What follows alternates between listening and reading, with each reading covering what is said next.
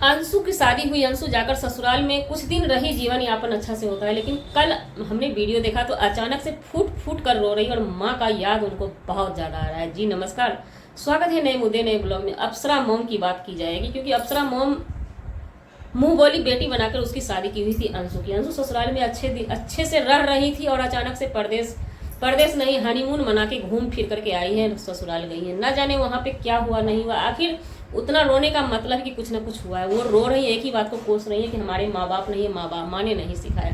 तो हम एक बात यहाँ पे कह देना चाहते हैं, ऐसी लड़की बहुत सारी हैं। इस चीज़ को आप अपने आप को मत कोसिए। शायद आप किस्मत वाली हैं, भाग्यशाली हैं। शायद कोई माँ बाप भी अपनी औलाद को, अपनी बेटी को उतना नहीं केयर करके शादी करता है जितना केयर अप्सरा मोम ने आपके लिए किया है। क्या आपको वो छोड़ देंगे? आपको हिम्मत रखना पड़ेगा। और बात रही ससुराल में सुनने का सुनाने का अंशु जी, इसके लिए आप बिंदास रहें।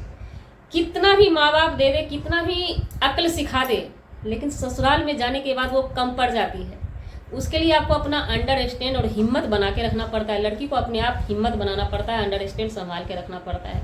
उसके लिए आपको खुद हिम्मत वाली बनना पड़ेगा, ना कि पीछे की बात सोच करके इमोशनल नहीं होइए। बिल्कुल ही बिंदास रहिए। दुनिया ऐसे ही चलता है।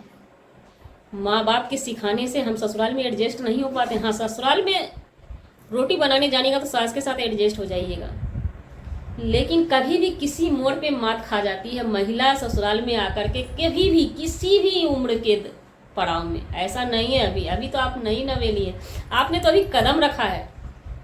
अंडरस्टैंड बनाना पड़ेगा। उसके लिए आपको कम बोलना पड़ेगा। कम बोलिए, सुनने का क्षमता ज़्यादा बनाइए। और धीरे धीरे ससुराल में रहते रहते ही इंसान सीखता है, ना कि मैके में रह के सीख लेता है। आजकल की लड़कियां पढ़ती है, लिखती है, सभी के साथ ऐसे ही होता है। और वो चीज़ सीखने का टाइम नहीं रहता आज के डेट में। अपने आप ससुराल में सीख जाते हैं और आप सीख जाइएगा। आपके ससुराल, आपकी किस्मत बनाइए, आपके ससुराल बहुत अच्छे हैं। एक कमेंट को लेके आप इतना परेशान होती हैं तो ये गलत बात है। कमेंट पे फोकस मत कीजिए। हाँ, कमेंट करने वाले से भी हम गुजारिश करेंगे, कम से कम देखिए, कभी ना मौसम देखना पड़ता है। जैसे मनीषा की बात कीजिए तो अभी मनीषा पे रिएक्शन कम आ रहा है क्योंकि उसका मौसम कुछ अलग है।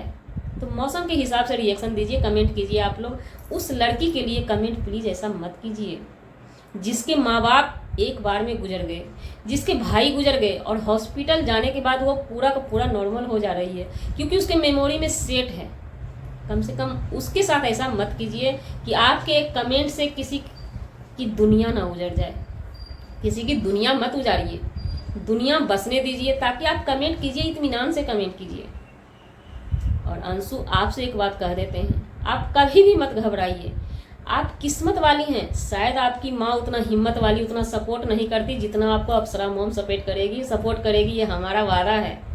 कभी भी किसी पड़ाव पे अप्सरा मोम आपको नहीं छोड़ सकती। आपको याद होगा किसी वीडियो में अप्सरा मोम ने कहा था कि हम एक जैसा करेंगे चारों बच्चों को, क्योंकि हो सकता है हमारे खुद की औलाद हमें ना करें और दूसरे के औलाद अंशु हमारा सब कुछ कर दे, तो इसलिए हम चारों को बराबर करेंगे।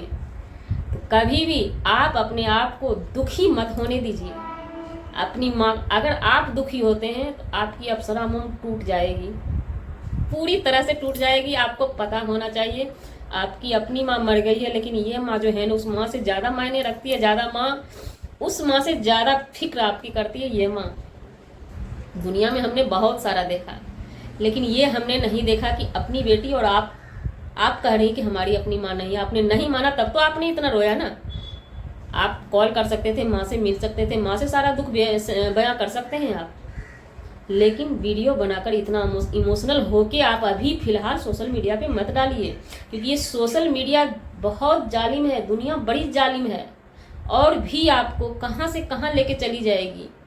इसी सोशल मीडिया पे आके, इसी कमेंट की वजह से आज मनीषा का हालत देखिए क्या बना पड़ा है। इसलिए आप लोग मौका देते हैं चौका लगाने का, कमेंट वालों हो या रिएक्शन वाले हो। इन सब प्राइवेसी को आप बचा के रखिए। देखिए, बच्ची तब तक हैं, 20 साल 50 साल हो जाए, हम मैके में अगर कुमारे हैं तो हम बच्ची हैं। और हमारी शादी 16 साल में कर दी जाती है, 12 साल में कर जाती है, तो हम बच्चे नहीं रहते हैं। हमें अपने दिमाग में से सोचना पड़ेगा, अपने दिमाग से चलना पड़ेगा। अंशु जी, आपसे यही गुजारिश है, जो भी होता है ये प्राइवेसी माँ से शेयर कीजिए। और अप्सरा मॉम पे हमें गर्व है, आपको भी गर्व होना चाहिए। वो हर समय आपके साथ खड़ी रहेंगी, कभी नहीं छोड़ेंगी आपको, कभी नहीं। लेकिन सोशल मीडिया पे इस प्राइवेसी को मत लाइए कि हाँ हमें कमेंट करने वाले परेशान किए, या अप्सरा मॉम ला सकती है, वो अपने स्तर से लाएंगी, क्योंकि आप अभी बहुत बच्ची हैं इस दुनिया में, यूट्यूब के दुनिया में आप अभी बहुत बच्चे हैं। इतना उस वैसे वैसे हैवान लोग रहते हैं, जब अप्सरा मॉम को नहीं छोड़ते, सुहाग के लिए हैवानियत के उतर जाते हैं। आप तो अभी बहुत बच्ची और कोमल हैं, नई दुल्हन भी कोमल होती है, आपका उम्र भी अभी कोमल है, शरीर भी कोमल है, सहन नहीं कर पाइएगा। इसलिए आप बिल्कुल भी अपने को अकेला मत समझिए। अप्सरा मॉम तो अप्सरा मॉम है, आपका भाई भी आपको नहीं छोड़ सकता है। तो बिल्कुल बिंदास रहिए, एकदम चकाचक रहिए। ससुराल में जाकर ही, हम लोग भी ससुराल में ही सीखे हैं, घर से सीखकर कोई नहीं आता है। माँ तो कहती है बच्ची हमारी बेटी क्या करेगी, काम नहीं करना। अगर माँ काम करवा भी ले तो पापा अगर आके देख लेते थे तो हटा देते थे, नहीं खाना बनाएगी हमारी बेटी, खाना नहीं। और जब इतना ही नहीं, जब तक जिंदा रहे ससुराल से आते भी थे तो खाना नहीं बनाने देते थे। एक महिला ला के रख देते थे कि कपड़ा धो देगी हमारी लड़की का, खाना निकाल के आगे में दे देगी। तो माँ बाप ऐसा चीज होता है। आप तो किस्मत वाली हैं कि अप्सरा मॉम के रूप में आपको अपनी माँ मिली है, अपनी माँ जैसी करती है आपके साथ। तो आप बिल्कुल अपने को अकेला कभी मत समझिए।